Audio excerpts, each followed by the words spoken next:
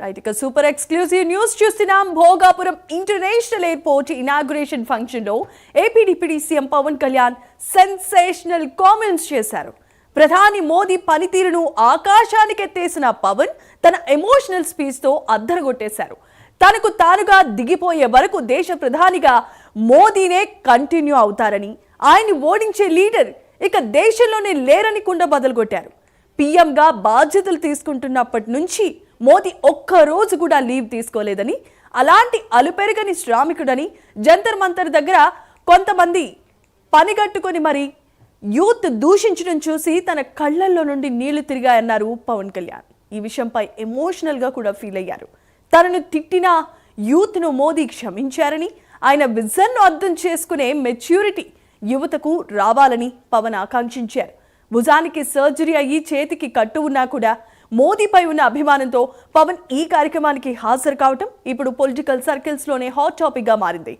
ఇదే అంశానికి సంబంధించి మరిన్ని అప్డేట్స్ అందించడానికి మా కరెస్పాండెంట్ వాసు సిద్ధంగా ఉన్నారు. వాసు, జమీమా, ఇవాళ భోగాపురం ఎయిర్పోర్టు ప్రారంభోత్సవం సందర్భంగా పవన్ కళ్యాణ్ చేసినటువంటి మొత్తం ఆయన ప్రసంగం అంతా కూడా సంచలనంగా మారింది.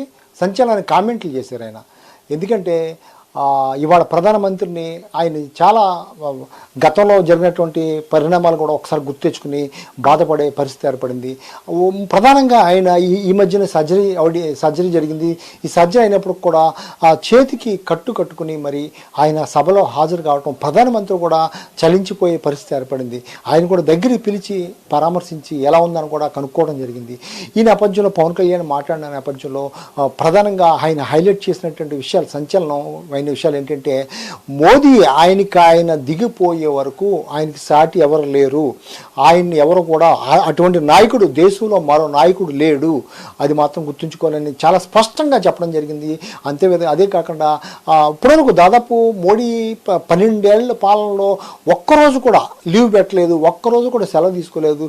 ప్రజల కోసం, జాతి కోసం ఆయన పాటుపడుతున్నాడని కూడా ప్రశంసించే పరిస్థితి ఏర్పడింది. అదేవిధంగా ఇటీవల జరిగినటువంటి పరిణామాల నేపథ్యంలో జంతర్ మంతర్లో కొందరు ఎటువంటి కామెంట్లు చేశారో అందరూ కూడా చూసాం మనం. ఇవాళ పవన్ దాని గురించి కూడా ప్రస్తావించారు. జంతర్ మంతర్లో కొందరు యువత మోడీని అర్థం చేసుకోకుండా చేసినటువంటి విమర్శలు కానీ కామెంట్లు కానీ చూస్తే తన కళ్ళ నీళ్లు తిరిగాయని కూడా ఆయన ఆవేదన వ్యక్తం చేసే పరిస్థితి, కొత్త ఎమోషనల్ కూడా అవడం జరిగింది. అదే కాకుండా మోడీని అర్థం చేసుకోవటానికి నేటి యువత అర్థం చేసుకోలేకపోతుంది. ఆయన అంత యువత, వాళ్ళ యువకులు అన్నిసార్లు ఆయన విమర్శించినా, ఆయన ద్వేషించినా, ఏం చేసినా మోడీ మాత్రం వాళ్ళని ఏమీ చేయలేదు, వాళ్ళని ఇదిగానే చూశారని చెప్పే పరిస్థితి కనిపించింది. ఏదైనప్పుడు కూడా ఇవాళ ఆ మోడీ విషయంలో మాత్రం ఆ పవన్ కళ్యాణ్ ఆమంతం కూడా ఆయన పైకి ఎత్తేసే పరిస్థితి కనిపించింది. ఎక్కడా కూడా అటువంటి నాయకుడిని మళ్ళీ చూడలేము, ఆయనకి ధీటైన నాయకుడు ఇక దేశంలో ఎవరు లేరు అని చెప్పే పరిస్థితి ఏర్పడింది. అంతేకాకుండా యువత ఆయన్ని అర్థం చేసుకోవాలి, ఆయన మైండ్ సెట్ని అర్థం చేసుకోవాలి, ఆయన మైండ్ సెట్ని అర్థం చేసుకుని ముందుకెళ్ళాలి, ఆ స్థాయికి అందరూ కూడా రావాలని కూడా చెప్పడం జరిగింది. పవన్ కళ్యాణ్ మాట్లాడుతున్నప్పుడు ఇవన్నీ కూడా ఆయన తెలుగులో ప్రసంగిస్తున్నప్పుడు కూడా మొత్తం కూడా మోడీకి అర్థం కాకపోవడంతో పక్కన ఉన్నటువంటి చంద్రబాబు నాయుడు ప్రతిదీ కూడా పవన్ కళ్యాణ్ ఏ విషయాలు ఇప్పుడు ప్రస్తావించామో ఆ విషయాలన్నీ కూడా మళ్ళీ ఆయనకి ఇంగ్లీష్లో ఎక్స్ప్లెయిన్ చేయడంతో మోడీ కూడా కాస్త ఆయన మొక్క కవడికలు కూడా మారే పరిస్థితి కనిపించింది. ఎందుకంటే పవన్ కళ్యాణ్ లాంటి నాయకుడు పవన్ కాదు తుఫాన్ అని అభివర్ణించినటువంటి మోడీ పవన్ కళ్యాణ్ ఎమోషనలే, అంటే సహజంగా పవన్ కళ్యాణ్ పొగటం కానీ లేకపోతే ఎవరినో ఆకాశానికి ఎత్తడం కానీ అటువంటివి ఉండవు, అంత వాస్తవికంగా ఉంటాడనేది అందరికీ తెలుసు.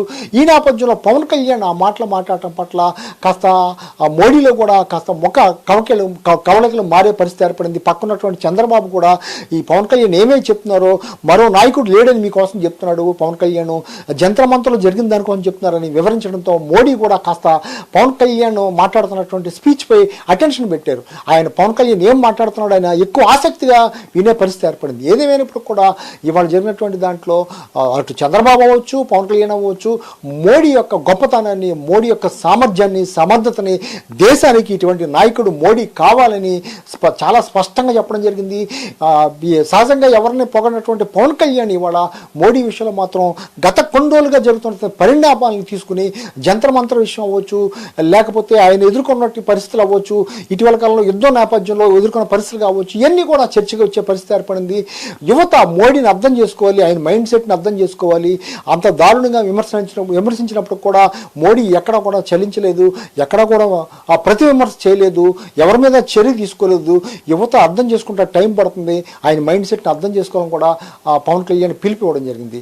ప్రధానంగా ఆయన ప్రస్తావించిన దాంట్లో మోడీని ఆ విధంగా మొత్తం అందరూ కూడా మాట్లాడుతుంటే తనే చలించిపోయినని, తన కంట నీళ్లు కూడా వచ్చాయని ఆ విధంగా చెప్పడం కూడా సభలో చాలా చర్చనీయాంశంగా మారింది. పవన్ కళ్యాణ్ లాంటి నాయకుడు ఆ విధంగా మోడీని చెప్పడం చర్చనీయాంశంగా మారింది. ఏదేమైనా ఇవాళ జరిగినటువంటి మొత్తం భోగాపురం ఎయిర్పోర్ట్ సంబంధించి ప్రసంగాల్లో సీఎం అవ్వచ్చు, లేకపోతే పవన్ కళ్యాణ్ అవ్వచ్చు, లోకేష్ అవ్వచ్చు, చాలా అద్భుతంగా మాట్లాడారని వచ్చినటువంటి సభికులు, లక్షల సంఖ్యలో వచ్చినటువంటి సభికులు అందరూ కూడా మాట్లాడే పరిస్థితి ఏర్పడింది.